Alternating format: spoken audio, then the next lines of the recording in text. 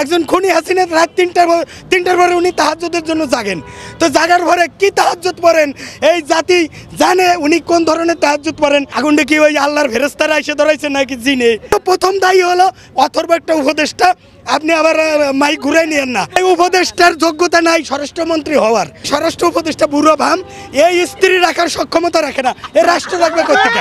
আসিফ নজরুল সে ছাত্রীদের সাথে প্রেম করতে করতে তার আর এই আইন নিয়ে এই ফ্যাসিজম প্রতিষ্ঠা করতে গিয়ে, স্বৈরাচার প্রতিষ্ঠা করতে গিয়ে সবচেয়ে গুরুত্বপূর্ণ যে কাজটা করতে হয়, আসলে আমি যখন কোনো একটা প্রতিষ্ঠানকে আমার কবজায় চাইবো এবং আমি যেটা বলবো ওইটাই হতে হবে, তখন সবার আগে ওই প্রতিষ্ঠানের আমার লিডারশিপটাকে ধ্বংস করতে হবে। যেই দোসররা এই কাজে সম্পৃক্ত হয়েছেন, কান খুলে শুনে রাখুন, এই সমস্ত কাগজ পুড়িয়ে ফেললেও 18 কোটি মানুষের দুই চোখ আপনারা অন্ধ করতে পারবেন না। তাদের সাক্ষীর বিনিময়ে বিচার হবে, ফাঁসির কাস্তে তাদেরকে ঝুলাতে বাধ্য করা হবে। কমিটিকে আগামী 3 দিনের মধ্যে প্রাথমিক প্রতিবেদন জমা দিতে বলা হয়েছে এবং সেই অনুযায়ী আমরা যতটুকু জানতে পেরেছি যে এই কমিটির এরই মধ্যে তারা কার্যক্রম শুরু করে দেওয়ার কথা রয়েছে। তবে সকাল থেকে আমরা যেটি দেখতে পাচ্ছি যে সচিবালয়ের যে প্রধান যে ফটক রয়েছে সেই ফটক দিয়ে ফায়ার সার্ভিসের একটি টিম এরই মধ্যে সচিবালয়ে প্রবেশ করেছে। একই সাথে আসসালামু আলাইকুম প্রিয় দর্শক, সচিবালয়ে আগুন লেগেছে, কিভাবে আগুন লেগেছে এবং সেই আগুন নিভাতে গিয়ে সড়ক দুর্ঘটনায় একজন ফায়ার ফাইটারের মৃত্যু হয়েছে। আজকের ভিডিওটি দেখলে সম্পূর্ণ বিস্তারিত জানতে পারবেন। তার আগে আপনাদের কাছে ছোট্ট একটা অনুরোধ, আপনি যদি প্রত্যেক মুহূর্তের আপডেট পেতে চান তাহলে সাবস্ক্রাইব করে পাশে থাকা বেল বাটনটি অন করে দিবেন, তাহলে প্রত্যেক আপডেটের মুহূর্তে নোটিফিকেশন আপনার কাছে চলে যাবে।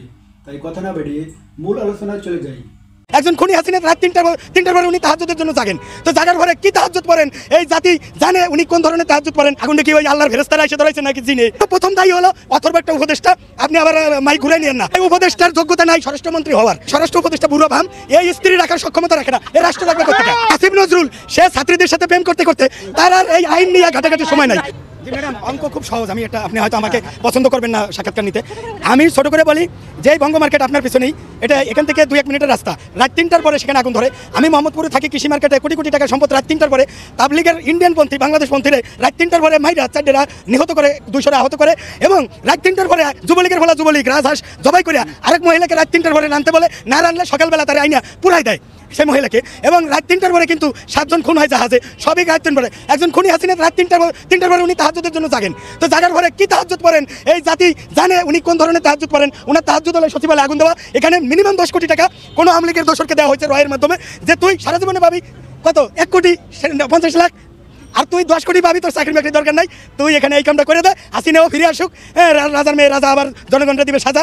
এই হলো শেখ হাসিনার প্ল্যান। আর কিছু বলতে চাই না, এখানে আমি এখনো ঢুকতে পারবো না। আমি তো দূরের কথা, আপনি বিশাল বড় সাংবাদিক, আপনিও ঢুকতে পারবেন না। তাহলে এখানে আগুনটা ধরে লোকেরা, আগুনটা কি ওই আল্লাহর ফেরেশতারা এসে ধরাইছে নাকি জিনে? নাকি এখানে কারা ধরাইছে? এখানে আওয়ামী লীগের টাকা খাইতে যারা এখন ডাইন দিয়ে বাম দিয়ে সিগনেচার করে খাইতে পারে না, সমস্যা হয়, নাহিদরা বাধা দেয়। এখন এই জন্য প্রথম দায়ী হলো অথর্ব একটা উপদেষ্টা। আপনি আবার মাইক ঘুরাই নিয়েন না। এই উপদেষ্টার যোগ্যতা নাই স্বরাষ্ট্রমন্ত্রী হওয়ার, উপদেষ্টা হওয়ার। আমাকে যদি স্বরাষ্ট্র উপদেষ্টা করা হয়, আমি 3 দিনে বাংলাদেশকে দেখা দেবো যে কাকে বলে উপদেষ্টা, স্বরাষ্ট্র উপদেষ্টা। আমি বলি এই স্বরাষ্ট্র উপদেষ্টা বুড়ো ভাম, এই স্ত্রী রাখার সক্ষমতা রাখে না, এ রাষ্ট্র রাখবে কোথেকে? এই উপদেষ্টা ডক্টর ইউনূস ঠিক আছে, এই উপদেষ্টা আর আসিফ নজরুল সে ছাত্রীদের সাথে প্রেম করতে করতে তার আর এই আইন নিয়ে ঘাটাঘাটির সময় নাই। এদের উপদেষ্টা আরেকটা আছে শয়তান ফারুকি, এরা দিয়ে প্রেম করাইতে মজা হয়। এই জন্যই ফারুকি এদের উপদেষ্টা না হওয়া পর্যন্ত আগুন সব জায়গায় ধরবে, টিভি সেন্টারেও ধরবে। আমি প্রতিবাদ জানাই, এই উপদেষ্টাদের পদত্যাগ চাই, নতুন উপদেষ্টা করা হোক এবং এখানে জুলাই যোদ্ধাদেরকে দিয়ে একই ফ্লোরের দূরবর্তী দুটি জায়গায় আগুনের সূত্রপাত। এই ঘটনা ঘিরেই ঘুরপাক খাচ্ছে নানা প্রশ্ন, দুর্ঘটনা নাকি পরিকল্পিত নাশকতা। এই 2 প্রশ্নকে সামনে রেখেই কাজ শুরু করেছে তদন্ত কমিটি। পাশাপাশি আগুন নির্বাপনে বিলম্বের কারণ এবং সচিবালয়ের নিরাপত্তা ঘাটতি ছিল কিনা তাও খতিয়ে দেখা হচ্ছে। মূলত এই 4 বিষয়কে সামনে রেখে সকালে ঘটনাস্থল পরিদর্শন করেন সরকার গঠিত 8 সদস্যের উচ্চ পর্যায়ের তদন্ত দল। পরে নানা দিক নিয়ে বৈঠকও করেন তারা। আমরা তদন্তের কাজটা শুরু করছে, এখন আমাদের পক্ষে কোনো কিছু বলা সম্ভব না। আমরা ভিজিট করেছি, সবাই দেখেছি, পরে এটা মন্তব্য করা যাবে। অগ্রগতি হচ্ছে, কালকে 3:30টায় আমরা আবার বসবো। নাশকতার বিষয়টি মাথায় রেখে বৃহস্পতিবার থেকে আলামত সংগ্রহ করছে সিআইডির ক্রাইম সিন ইউনিট। একই সাথে কাজ করছে ফায়ার সার্ভিসের একটি বিশেষজ্ঞ দলও। তবে এটি নিছক দুর্ঘটনা নাকি নাশকতা তা জানা যাবে তদন্ত শেষে, এমনটা বলছেন ফায়ার সার্ভিসের ডিজি। এটা একটা তদন্ত চলছে, এখন কোনো মন্তব্য করা যাবে না। কি অবস্থা দেখলেন আপনারা কালকে যেভাবে দেখেছেন ভিডিওতে ঠিক সেভাবে, বাট আমরা দেখি না। আমি যেটা বলতে চাচ্ছি, আমাদের এখন তদন্ত শেষ হয়। কাজ শুরুর 3 দিনের মধ্যে প্রাথমিক প্রতিবেদন দেওয়ার কথা উচ্চ পর্যায়ের এই তদন্ত কমিটির, আর পূর্ণাঙ্গ রিপোর্ট দিতে বলা হয়েছে 10 দিনের মধ্যে। এদিকে ক্ষয়ক্ষতি নিরূপণে শ্রম মন্ত্রণালয় ও পল্লী উন্নয়ন ও সমবায় বিভাগ গঠিত কমিটিও শুরু করেছে তদন্ত। বুধবার রাত 1:30 নাগাদ সচিবালয়ের এই ভয়াবহ আগুনে পুড়ে গেছে কমপক্ষে 5টি মন্ত্রণালয়ের নানা গুরুত্ব। এটা একটা যেমন আমাদের ঐক্যের প্রতীক হিসেবে ছিল এই পুরো অভ্যুত্থানে, আগামী বাংলাদেশেও সেভাবেই থাকবে। জাতীয় নাগরিক কমিটি এটা কোনো রাজনৈতিক দল হবে না। জাতীয় নাগরিক কমিটি এই নামে আগামী বাংলাদেশে কোনো রাজনৈতিক রেজিস্ট্রেশন কিছু তৈরি হবে না। কিন্তু জাতীয় নাগরিক কমিটি একটি রাজনৈতিক শক্তি, দুইটার মধ্যে পার্থক্য আছে। দল একটা রেজিস্ট্রেশন নাম্বার নিয়ে আত্মপ্রকাশ করে সরাসরি রাজনীতিতে অংশগ্রহণ করে নির্বাচনে যায়, কিন্তু রাজনৈতিক শক্তি যেটি হবে এটি হচ্ছে লিডারশিপ তৈরি করবে আগামী বাংলাদেশে। লিডারশিপ হতে পারে পলিটিক্যাল লিডারশিপ, হতে পারে অর্গানাইজেশনাল লিডারশিপ, হতে পারে ভলান্টিয়ারিং লিডারশিপ। অর্থাৎ বিগত 16 বছরে শেখ হাসিনা এই ফ্যাসিজম প্রতিষ্ঠা করতে গিয়ে, স্বৈরাচার প্রতিষ্ঠা করতে গিয়ে সবচেয়ে গুরুত্বপূর্ণ যে কাজটা করতে হয় আসলে, আমি যখন কোনো একটা প্রতিষ্ঠানকে আমার কবজায় চাইবো এবং আমি যেটা বলবো ওইটাই হতে হবে, তখন সবার আগে ওই প্রতিষ্ঠানের আমার লিডারশিপটাকে ধ্বংস করতে হবে। লিডার হচ্ছে উনি যিনি একটা প্রশ্ন করতে পারে, যিনি বিপদ করতে পারে, যিনি আমার কাছে জবাবদিহি চাইতে পারে, কিংবা তার যারা তার সহযোদ্ধা তাদের কাছে জবাবদিহি করতে প্রস্তুত থাকে। কিন্তু যারা আসলে একটা প্রতিষ্ঠানে যেটা বলবে ওইটাই হবে বা হতে হবে, এই মানসিকতা ধারণ করে উনি লিডার না, উনি একজন ফ্যাসিস্ট। সেই রকম শেখ হাসিনা প্রত্যেকটা প্রতিষ্ঠানে এই ব্যক্তিত্ববাদী মনোভাব নিয়ে বিগত 16 বছর চলেছে এবং বিগত 16 বছর বাংলাদেশে লিডার তৈরি হয়। তৈরি হয়েছে শেখ হাসিনার দাস কিংবা শেখ হাসিনার দাদা কিংবা আমাদের মতো নিরব কিছু দর্শক যারা চুপচাপ সবকিছু সহ্য করে গেছে। সো আমরা আমাদের জায়গা থেকে যদি করি আগামী বাংলাদেশের যে প্রতিষ্ঠানগুলো, ইনস্টিটিউশনগুলো, এগুলোকে যদি আমরা আগামী বাংলাদেশে ডেভেলপ করতে চাই, তাহলে আগে আমাদের লিডার তৈরি করতে হবে, যাদের ওই ব্যক্তিত্ব থাকবে, ওই এডুকেশনাল কিংবা ইন্টেলেকচুয়াল কোয়ালিটি থাকবে, যাদের অর্গানাইজিং ওই ক্যাপাবিলিটি থাকবে, এবং লিডার হিসেবে ওই মানসিকতা থাকবে যে কেউ আমার অনুসারী, সবাই আমার সহযোদ্ধা হবে। সো আমরা আমাদের জায়গা থেকে মনে করি এই লিডার তৈরির প্ল্যাটফর্ম প্রয়োজন আগামী বাংলাদেশে। লিডার শুধু পলিটিক্যাল লিডার এমন না, প্রত্যেকটা ক্ষেত্রে আমাদের লিডার প্রয়োজন। এই লিডার তৈরির কাজটা করবে আমাদের জাতীয় নাগরিক কমিটি। পাশাপাশি এই প্ল্যাটফর্মটা একটা প্রেশার গ্রুপ হিসেবে কাজ করবে আগামী বাংলাদেশে, শুধুমাত্র এই অন্তর্বর্তীকালীন সরকারের জন্য নয়, এরপরে যে সরকার আসবে তার জন্য নয়, এটা আগামী বাংলাদেশে। এবং এটা ইসলাম আমাদের একটা ইনস্টিটিউশন হবে, প্রতিষ্ঠান হবে, যেটা হচ্ছে লিডারশিপ তৈরির প্রতিষ্ঠান। আমরা আমাদের জায়গা থেকে মনে করছি যে শেখ হাসিনা বিগত 16 বছরে বাংলাদেশের উন্নতি দেখিয়েছে কিছু অবকাঠামো দিয়ে, মেট্রো রেল, পদ্মা সেতু, এক্সপ্রেসওয়ে, কর্ণফুলী টানেল, এগুলো দিয়ে। কিন্তু একটা দেশের উন্নতি কখনো বা একটা অবকাঠামো দিয়ে হতে পারে। এইরকম কয়েকটা অবকাঠামো বানানোর জন্য একটা টার্গেট যথেষ্ট, অত সরকার। কিন্তু বিগত 3 থেকে 4টি টার্গেট যে জিনিসটা হচ্ছে এই অবকাঠামোগুলোকে চোখের সামনে দেওয়া হচ্ছে মানুষের দেখে, এবং এগুলোকে সামনে দিয়ে ভিতরে ভিতরে যত রকম অপকর্ম করা যায়, দুর্নীতি করা যায়, লুটপাট করা যায়, অর্থ পাচার করা যায়, সেগুলো করা হয়েছে। আপনি দেখেন পদ্মা সেতু করতে প্রায় খরচ করেছে 30 থেকে 35,000 কোটি টাকা। আবার পদ্মার যে রেলওয়ে প্রকল্প, যেটা ঢাকা থেকে খুলনা পর্যন্ত, যশোর বেনাপোলের সাইড পর্যন্ত নিয়ে গিয়েছে, এই রেলওয়ে প্রকল্পের জন্য খরচ করেছে 40,000 কোটি টাকা। সো এই দুইটা প্রকল্পে শেখ হাসিনা শুধু একটা রাস্তা আর একটা রেলের জন্যই, যেটা ঢাকা থেকে খুলনা গিয়ে, খরচ করেছে 70,000 কোটি টাকা। সবচেয়ে গুরুত্বপূর্ণ প্রশ্ন হচ্ছে আমরা সচিবালয় আগুন করার পিছনে শেখ হাসিনা এবং তথাকথিত ওই গোয়েন্দা সংস্থার হাত রয়েছে। যেই দোসররা এই কাজে সম্পৃক্ত হয়েছেন, কান খুলে শুনে রাখুন, এই সমস্ত কাগজ পুড়িয়ে ফেললেও 18 কোটি মানুষের 2 চোখ আপনারা অন্ধ করতে পারবেন না। তাদের সাক্ষীর বিনিময়ে বিচার হবে, ফাঁসির কাস্তে তাদেরকে ঝুলাতে বাধ্য করা হবে। আসসালামু আলাইকুম ওয়া রাহমাতুল্লাহি ওয়া বারাকাতুহু। ভিন্ন ধর্মাবলম্বী যারা আছেন, আমরা আমাদের অন্তঃস্থল থেকে ভিন্ন ধর্মাবলম্বী ভাইদের প্রতি আন্তরিক ধন্যবাদ, কৃতজ্ঞতা, শুভেচ্ছা জানাচ্ছি। বাংলাদেশ জামাত ইসলামের সকল প্রোগ্রামগুলোতেই আপনারা অত্যন্ত স্বতঃস্ফূর্তভাবে, ভালোবাসা নিয়ে, আবেগ নিয়ে এবং বাংলাদেশ জামাত ইসলামের প্রতি আপনাদের সহানুভূতি নিয়ে একটি পরিবারের মতো করে বাংলাদেশকে গড়ে তোলার লক্ষ্যে আপনারা আমাদের পাশে এসে দাঁড়ান এবং এই প্রোগ্রামগুলোকে আপনারা উৎসাহিত উজ্জীবিত করেন। আপনাদের প্রতি আন্তরিকভাবে কৃতজ্ঞতা, ধন্যবাদ জ্ঞাপন করছি। আইন শৃঙ্খলা রক্ষাকারী সম্মানিত সদস্যবৃন্দ যারা কষ্ট করছেন, সে সমস্ত আইন শৃঙ্খলা রক্ষাকারী সদস্যবৃন্দের প্রতি আন্তরিক অভিনন্দন এবং শুভেচ্ছা, ধন্যবাদ জ্ঞাপন করছি। সম্মানিত ভাই এবং বন্ধুগণ, বাংলাদেশ জামাত ইসলামী বাংলাদেশের স্বাধীনোত্তর এই স্বাধীনতাকে অর্থবহ করার জন্য আমরা শুরু থেকেই বাংলাদেশের জনগণের পাশে দাঁড়িয়ে 4 দফা কর্মসূচির আলোকে আমরা আমাদের কার্যক্রম পরিচালনা করে আসছি। আমরা মানুষের কাছে মহাগ্রন্থ আল কোরআনের আহ্বান এই জন্য পৌঁছাচ্ছি, মহাগ্রন্থ আল কোরআনই হচ্ছে মানুষের মুক্তির ঠিকানা। আজকের অন্তর্বর্তীকালীন সরকার যত রোডম্যাপের ঘোষণায় করুক, যত সংস্কারের কথাই বলুক, প্রকৃতপক্ষে আল্লাহ সুবহানাহু ওয়া তাআলা পৃথিবীতে মানুষকে পাঠিয়ে এই দুনিয়া কিভাবে পরিচালিত হলে, কোন রোডম্যাপে চললে, কোন সংস্কারের পদ্ধতি অবলম্বন করলে আমাদের মুক্তি হবে, সে কথা তিনি পরিষ্কার ঘোষণা করে জানিয়েছেন, ফা ইম্মা ইয়াতিয়ান্নাকুম মিন্নি হুদান। আমি তোমাদেরকে একটা রোডম্যাপ দিয়ে দিলাম, আমি তোমাদেরকে সংস্কারের একটা পথ এবং পদ্ধতি তোমাদেরকে দিয়ে দিলাম। ফামান তাবিআ এটাকে যদি তোমরা ফলো করো, এটাকে যদি তোমরা মানো, এটাকে যদি তোমরা নির্দেশ অনুসরণ করো, ফালা খাউফুন আলাইহিম, তাহলে তোমাদের কোনো ভয় নাই, ওয়ালা হুম ইয়াহজানুন, তাহলে তোমাদের উদ্বেগ এবং উৎকণ্ঠার কোনো কারণ নেই। আল্লাহ সুবহানাহু ওয়া তাআলা যেহেতু মহাগ্রন্থ আল কোরআনকে একটা রোডম্যাপ উল্লেখ করেছেন, এটাকে সংস্কারের মূল প্রতিপাদ্য উল্লেখ করেছেন, বাংলাদেশ জামাত ইসলামী সেজন্য মনে করে আমরা কোরআনকে অনুসরণ করি, আমাদেরকে আর কোনো রাষ্ট্রকে অনুসরণ করার প্রয়োজন নাই। আমরা যেহেতু মহাগ্রন্থ আল কোরআনের মাধ্যমে আল্লাহকে ভয় করি, সুতরাং পৃথিবীর আর কোনো বন্দুকের নল এবং রক্তচক্ষুকে আমাদের ভয় করার প্রয়োজন নাই। আমরা যেহেতু এক আল্লাহ তাআলার দেওয়া এই বিধান মহাগ্রন্থ আল কোরআনের দাওয়াত মানুষের কাছে পৌঁছায়, সুতরাং তারা যদি দেশের বাইরে গিয়ে আবার দেশের ভিতরে ঢুকে এসে আমাদেরকে অস্থির করার চেষ্টা করে, সচিবালয়ে 2টা রুম অথবা 2টা ফ্লোর অথবা 2টা জায়গায় মন্ত্রণালয় তারা আগুন ধরিয়ে দিয়ে যদি মনে করে আবার বাংলাদেশে অস্থির করবে, আমরা বলবো আপনারা শুধু বোকার স্বর্গে নেই, আপনারা বোকারও রাজত্ব করছেন। তবে এটা ঠিক, আমি ছাত্র জীবনে আমাদের সম্মানিত বিশ্ববিদ্যালয়ের শিক্ষকদের কাছ থেকে শুনতাম, তারা বলতেন আওয়ামী লীগ এমন একটা দল, এই দল যদি সরকারে থাকে তাহলে জনগণের অবস্থা খারাপ, এই দল যদি বিরোধী দলে থাকে তাহলে জনগণের অবস্থা আরো খারাপ। আর এখন মানুষের কাছে স্লোগান এসেছে, এরা যদি বাংলাদেশে না, বাংলাদেশ থেকে পালিয়ে গিয়ে পৃথিবীর যে প্রান্তে থাকুক, গোটা পৃথিবী তাদের কারণে অস্থির হয়ে যায়। তার প্রমাণ আমরা গত কয়েকদিন আগে পত্রিকা এখনো দেখছেন, এই দেশ থেকে পালিয়ে গিয়ে পার্শ্ববর্তী তাদের রাষ্ট্রে গিয়ে সেখানে আমাদের মা বোনদের ইজ্জত নষ্ট করে ধর্ষণ মামলায় প্রায় 1 ডজনের বেশি সেখানে চুরি করে তারা গ্রেপ্তার হয়েছে। আওয়ামী লীগের এই সমস্ত সন্ত্রাস এবং ধর্ষণকারীরা বাংলাদেশ থেকে পালিয়ে গিয়ে অন্য একটা রাষ্ট্রের আমাদের মা বোনদের ইজ্জত নষ্ট করে, গরু চুরি করে, ছাগল চুরি করে, কারণ বিগত 15 বছরের অভ্যাসটা এখন তারা চাইলেও ছাড়তে পারতেছে না। সম্মানিত ভাই এবং বন্ধুগণ, মহাগ্রন্থ আল কোরআনের এই বিধানের আলোকেই বাংলাদেশ জামাত ইসলামী মনে করে এদেশের মানুষের ভাগ্যের পরিবর্তন হওয়া সম্ভব, কারণ আল্লাহ সুবহানাহু ওয়া তাআলা পরিষ্কার কোরআনে ঘোষণা করেছেন, ইনিল হুকমু ইল্লা লিল্লাহ। বাংলাদেশ জামাত ইসলামী বলে না আসেন জামাত ইসলামের আইনে দেশ পরিচালনা হোক, বাংলাদেশ জামাত ইসলামী এটা বলে না মাওলানা মওদুদী রাহিমাহুল্লাহ এটা বলেছেন এটার আলোকে পরিচালিত হোক।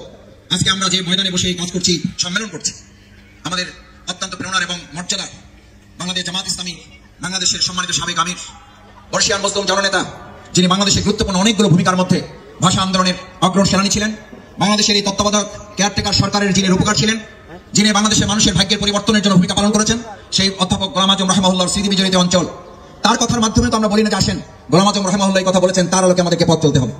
সম্মানিত ভাই এবং বন্ধুগণ, বাংলাদেশ জামাত ইসলামী সেই দাওয়াত এবং তাবলীগের মাধ্যমে মানুষের কাছে ইসলামের আহ্বান এই কারণে পৌঁছাতে চায়, বাংলাদেশের স্বাধীনতার অর্জনের 53 বছর পর অতিবাহিত হলেও আমরা আমাদের জাতির এবং দেশের মানুষের ভাগ্যের পরিবর্তন করতে পারলাম না কেন? বাংলাদেশ জামাত ইসলামী দেশ স্বাধীনের পরে সেই সময় যে কথা বলেছিল, আজ 53 বছর পর মানুষ সেই কথা বলা শুরু করেছে।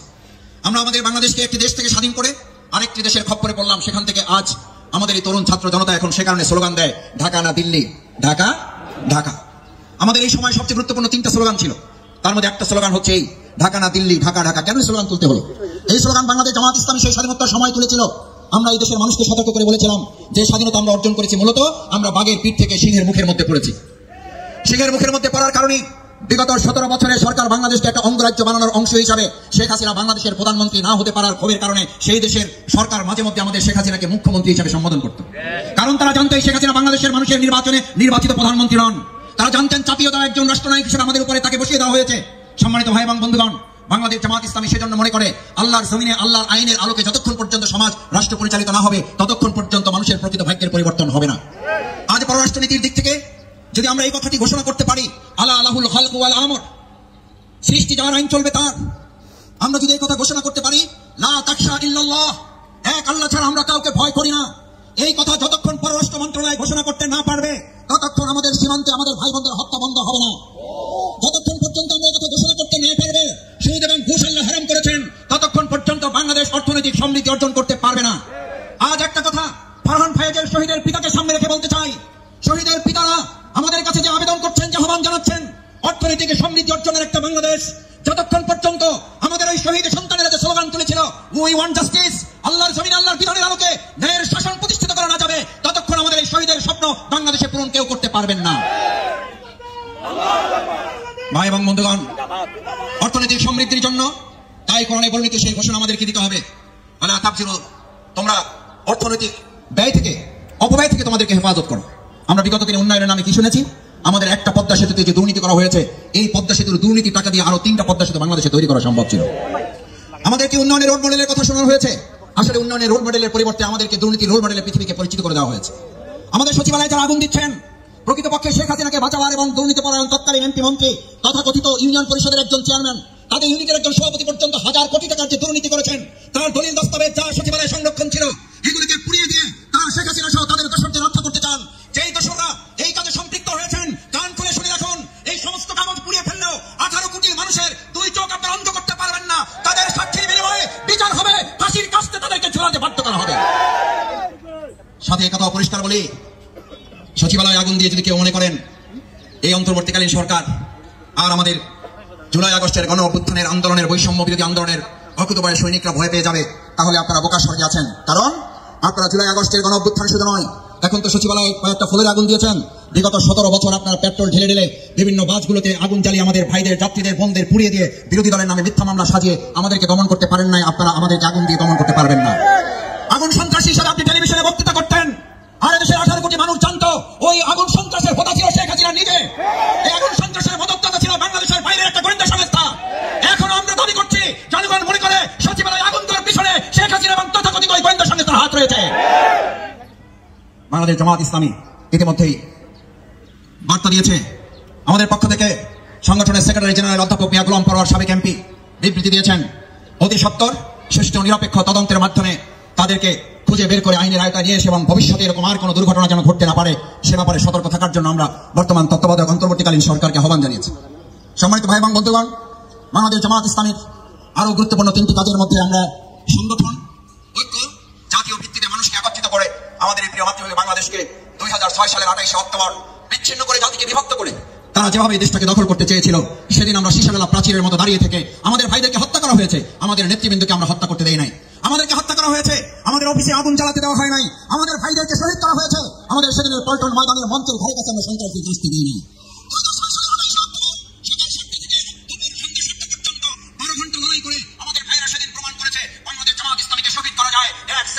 আমাদেরকে মাথা নত করানো যায় না, আমাদের নেতৃবৃন্দকে ফাঁসি দেওয়া যায়, আমাদের নেতৃবৃন্দকে হত্যা করা যায়, আমাদের এই পাশের টিভি অফিসে রিমান্ডের নামে অত্যাচার করে ভাইদেরকে আহত এবং পঙ্গুত্বের দিকে ফেলে দেওয়া যায়। কিন্তু বাংলাদেশ জামাত ইসলামের এই নেতৃবৃন্দ বেঁচে থাকতে আমাদের অর্থনীতিকে আমরা পঙ্গু করতে দেব না। আমাদের শহীদরা হাত হারিয়ে পঙ্গু হয়েছেন এই কারণে, তারা পঙ্গুত্ব বরণ করেছেন দেশের অর্থনীতিকে পঙ্গুত্ব থেকে বাঁচানোর জন্য। আমাদের অসংখ্য ভাই হাত এবং পা হারানো ভাইদেরকে যখন জিজ্ঞেস করা হয়েছে আপনার একটা হাত চলে গেছে, আপনার অনুভূতি কি, তিনি হাসি দিয়ে বলেছিলেন, আমার একটা হাতের পঙ্গুত্ব বরণ করার মধ্য দিয়ে বাংলাদেশের পঙ্গু অর্থনীতিকে যদি বাঁচানো যায় আর একটা হাত আমি দিতে প্রস্তুত আছি। এরকম সোনার সন্তানেরা যে বাংলাদেশে আছে, এরকম সোনার ছেলেরা যারা শহীদ ফারহান ফায়েজের মতো ছেলেরাই বাংলাদেশে আছে, সেই বাংলাদেশ নিয়ে আর কাউকে ষড়যন্ত্র এবং সিনেমিনি খেলতে দেওয়া হবে না। আমাদের ভাইরা অন্ধ হয়েছেন, কিন্তু আইনে জাহিলিয়ার অন্ধকার থেকে বাংলাদেশকে আলোকিত করেছেন। আমাদের ভাইরা জীবন দিয়েছেন, কিন্তু আমাদের মৃত স্বাধীনতাকে তারা আবার নতুন করে উজ্জীবিত করে এখন মানুষ 1971 সালে স্বাধীনতা পর আবার নতুন করে বলতে শুরু করেছে আসলে আমাদের দেশ স্বাধীন হয়েছে 2024 সালে 5ই আগস্ট। আজকে আমাদের শহীদ পরিবারের পক্ষ থেকে যে দাবি উঠেছে, আমরা শুধু বলবো তাদের গেজেট প্রকাশ করাই শেষ নয়, আমাদের প্রত্যেকটি শহীদ পরিবারকে সম্মান এবং মর্যাদার সাথে এই নতুন বাংলাদেশে বসবাস করার ব্যবস্থা তাদেরকে করে দিতে হবে। প্রত্যেক শহীদ পরিবারকে রাষ্ট্রীয়ভাবে সম্মান এবং মর্যাদার জায়গায় তাদেরকে উন্নীত করতে হবে। আহত এবং পঙ্গুত্ব প্রত্যেকটি পরিবারকে রাষ্ট্রীয়ভাবে তাদেরকে কোনো একটা আত্মকর্মসংস্থানের ব্যবস্থা করে দিতে হবে। আমরা এই কারণে কথা বলছি যে শহীদ এবং আহত পঙ্গুত্ব ভাইদের সামনে রেখে এই সুন্দর বাংলাদেশ বিনির্মাণ হলো, যদি তাদেরকে সম্মান এবং মর্যাদাবান করা না যায় তাহলে আওয়ামী লীগের মতো আমাদেরকে ওই বিচারে কাঠগড়ায় দাঁড়াতে হবে। কারণ 71 সালের মুক্তিযুদ্ধকে আওয়ামী লীগ তাদের নিজেদের ব্যক্তিগত, দলীয় এবং পারিবারিক সম্পদে পরিণত করেছিল। আর বাংলাদেশ জামাত ইসলামী বলছে 2024 সালের জুলাই আগস্টের গণঅভ্যুত্থানের শহীদ জামাত ইসলামী কোনো রাজনৈতিক দলের নয়। 2024 সালের জুলাই আগস্টের গণঅভ্যুত্থান কোন একটা দল বা ব্যক্তির সম্পদ নয়। 2024 সালের জুলাই আগস্টের গণঅভ্যুত্থান এদেশের 18 কোটি মানুষের সম্পদের কাছে সেভাবেই আমাদের কাজে লাগাতে হবে। আওয়ামী লীগ যেভাবে 71 এবং মুক্তিযুদ্ধকে বিতর্কিত করেছে, আওয়ামী লীগ যেভাবে 71 এবং মুক্তিযুদ্ধকে কলঙ্কিত করেছে, আগামী দিনে দেশের মানুষ 2024 সালের নতুন স্বাধীনতা যুদ্ধকে, মুক্তিযুদ্ধকে, নতুন প্রজন্মকে আর আমরা কাউকে বিতর্কিত করতে দেব না। সম্মানিত ভাই এবং বন্ধুগণ, তাই আসুন আমাদের এই সুন্দর মাতৃভূমি বাংলাদেশকে গড়ে তোলার লক্ষ্যে বাংলাদেশ জামাত ইসলামী সৎ লোকের শাসন, আল্লাহর জমিন, আল্লাহর আইন এবং একই সাথে আমরা সংস্কারের মাধ্যমে আমাদের দেশের মানুষকে আজ যদি ভালো জায়গায় নিতে হয় তাহলে শুধু সচিবালয় রক্ষার পাশাপাশি আমাদেরকে মাথায় নিতে হবে যে সমস্ত দোষর আছে তাদেরকে চিহ্নিত করে গ্রেপ্তার করার পাশাপাশি সৎ, যোগ্য, দক্ষ, দেশপ্রেমিক অফিসারদেরকে বাংলাদেশ পরিচালনা বিভিন্ন জায়গায় এখনো বঞ্চিত করে রাখা হয়েছে। অতি সত্বর তত্ত্বাবধায়ক সরকার ইন্টারিম গভর্নমেন্টের কাছে আমরা আহ্বান জানাই, আজকের এই সম্মেলন থেকে উদ্যোক্ত আহ্বান জানাচ্ছি, আমাদের সেই সৎ, যোগ্য, দেশপ্রেমিক সমস্ত নাগরিক যারা অফিসার হিসেবে বিভিন্ন জায়গায় পদবঞ্চিত আছেন তাদেরকে অতি সত্বর আসল জায়গায় বসিয়ে দেশ পরিচালনার জন্য আপনারা সংস্কার কাজ সম্পন্ন করুন। সেও তাহলেই আমাদের ষড়যন্ত্রকারীরা বুঝতে পারবে এই বাংলাদেশকে আর কোনোভাবে ক্ষতিগ্রস্ত করা যাবে না। আসুন সেই সুন্দর বাংলাদেশ বিনির্মাণে আমরা প্রত্যেকের জায়গা থেকে ভূমিকা পালন করি। প্রিয় দর্শক, ধৈর্য সহকারে সম্পূর্ণ ভিডিওটি দেখার জন্য অসংখ্য ধন্যবাদ।